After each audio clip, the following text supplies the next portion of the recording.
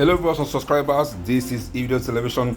Yes, here is the full video of what Dino Melaye said this evening concerning Mr. Peter Obi. Now let's listen to him. Mr. Dino Melaye, tell us what you think you want to tell us. Peter Obi. Peter Obi is one of the finest Nigerians who is intellectually mobile and administratively sagacious. He's a great Nigerian, and by the grace of God, he has the potential of being a great president in the nearest future. I celebrate you, Peter Obi, and I celebrate your movement for a new Nigeria. I celebrate your conscientization of the Nigerian youth and public on governance and building a new Nigeria. But I want to advise that your time is not now, because you will have to wait for your time. I've listened to your postulations, I've listened to your arguments, I've listened to your deliveries, I've listened to your campaigns, and I can say that 90% of your campaign is dwelling on reducing the cost of governance. I mean, most of your campaigns is around cutting the costs of governance. And I want to tell you that the problem of this country is beyond just cutting the cost of governance. The problem of this country is beyond reducing the cost of governance. I'm not saying that is deceptive, I'm not saying it's pretentious, but I'm telling you that it is less than 1% of our national problem. Beyond cutting the cost of governance, and I want to say that cutting the cost of governance, you don't need to be a president to cut the cost of governance. If you have a very effective Minister of Finance, you have a very effective Minister of Budget and Planning, you have a very effective CBN governor, you can cut governance. You have a very effective chairman of the economic team. You can cut governance with the cooperation of a president. But I want to say that that is not our major problem today in this country. What we need today in Nigeria is to unify this country. Nigeria has never been this divided in our national history. Not even during the Civil War are we this divided. There is no trust between the North and the South. There is no trust between the East and the North. There is no trust between the West and the South and the Southeast. So we need one character who have the capacity and capability to unite us together as a nation first, because we need to first believe in ourselves as people. We need to believe in our unity. We need to believe in our togetherness even before we can make progress, because without unity there can be no peace, and without peace there can be no development. So first, we need a unifier.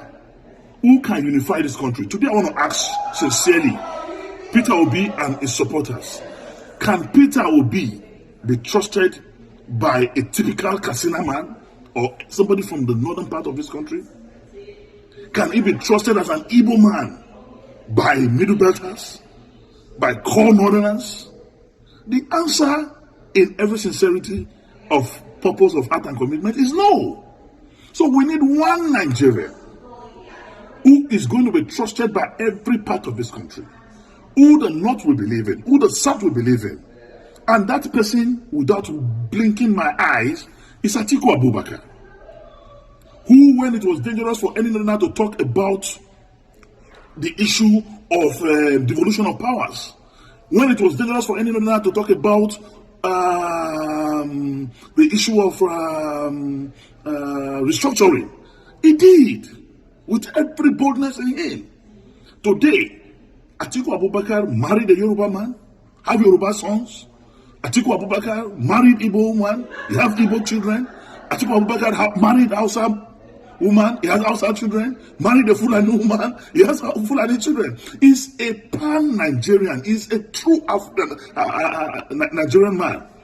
Only him, among those who are candidates of presidential, who are candidates of any political party today, seeking for the presidency of this country, have the capacity and potential to bring us together as a nation.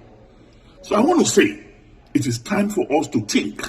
I encourage the crusade, the movement started by Peter Obi to continue. Move from campus to campus, move from community to community, move from one progressive group and organization from this country to another, to campaign for the new Nigeria that is to come, and be part of the movement of Atiku Abubakar to rebuild, to restructure, to reorganize, and reboot Nigeria as a country. We must speak the truth, and the truth is the truth. You are a great Nigerian. I salute your political and intellectual sagacity. You are one Nigerian that I know. Tomorrow, there's a space for you. But for today, let us forget the social media drama. Let us forget the diaspora euphoria. The truth of the matter is we need a unifier. We need one Nigerian that can solve the problem of insecurity in this country. We need a Nigerian that will have intel from every security facet of our national life. We need a Nigerian that will get intel from Cameroon, from Chad, from Mali, from Benin. We need a Nigerian that have that capacity to solve the problem of Boko Haram, banditry, and kidnapping, because he has intel and connection with the security network in the South African region. And that's Nigerian today. Hello, my viewers. Atiku Welcome back Abubakar. once again.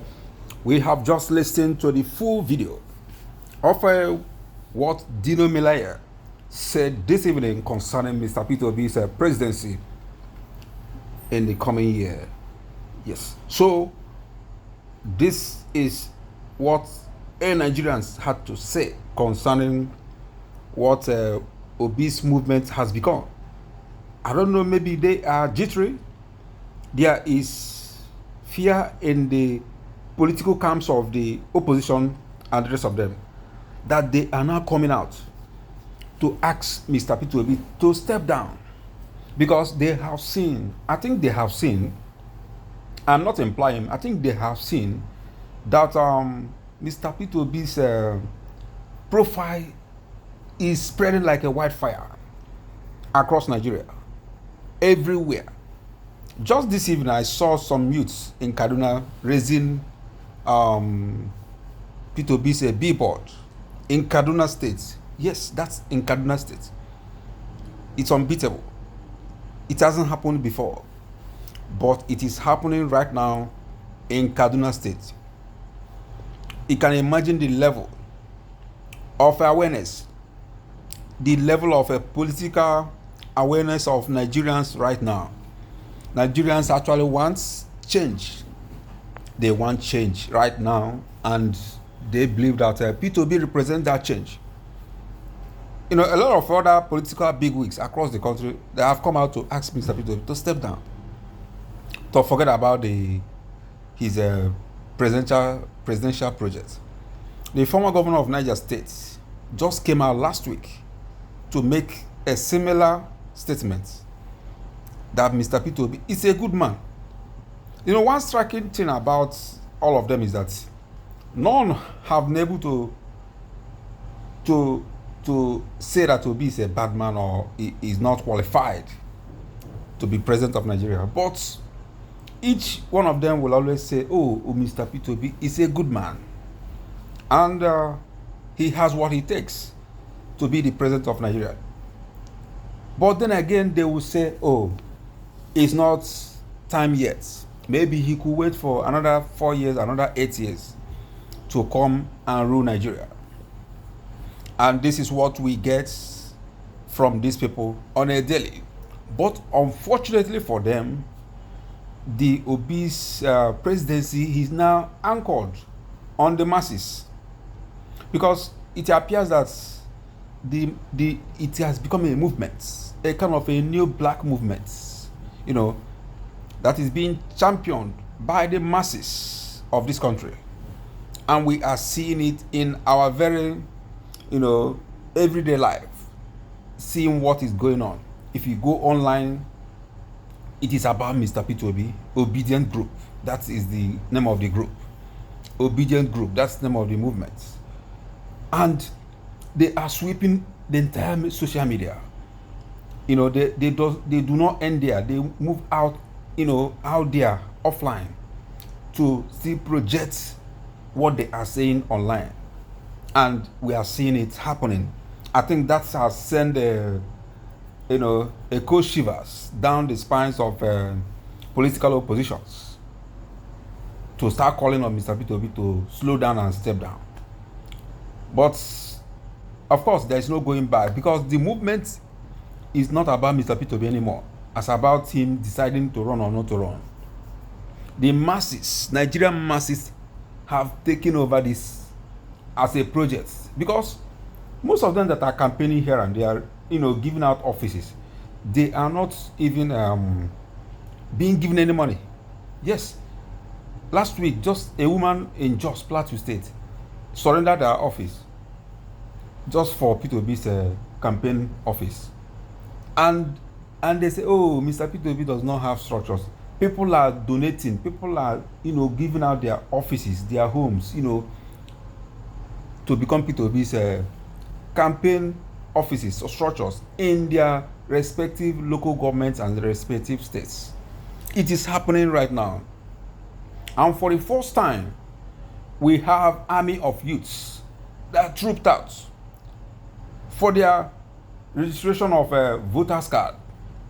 For the first time in the history, the INEC as a body, as an organization, is overwhelmed to the fullest, that they could not contain the crowd coming out to register for permanent voters cards.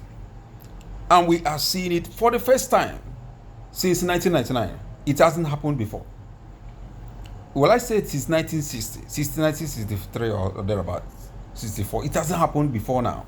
And we are seeing it, and we are part of this history that is, playing out in our own very eyes. So, and it is unfathomable that this is happening. So, however, we're going to be following up on all of this, to bring you up to speed with everything that is happening politically in Nigeria. If you are a new viewer, subscribe now and click to the notification button, so that as soon as we drop the next update, you're gonna be the first to know. This is Evidence Television. Also, go now to the comment section and tell us what you think about what Dino Melaye has just said. Like and share this video so that others will see and listen to this. Thank you for watching.